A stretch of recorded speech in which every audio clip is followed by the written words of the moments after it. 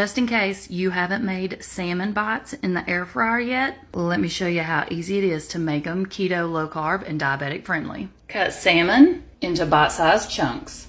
Coat with olive oil. Sprinkle on your favorite seasoning. I'm using Flavor God Everything Spicy.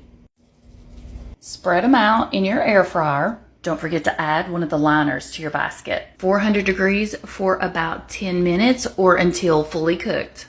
Added the salmon to the top of some riced cauliflower risotto medley and topped with sauce. Now, go make some salmon bites and remember to follow me if you love easy keto recipes.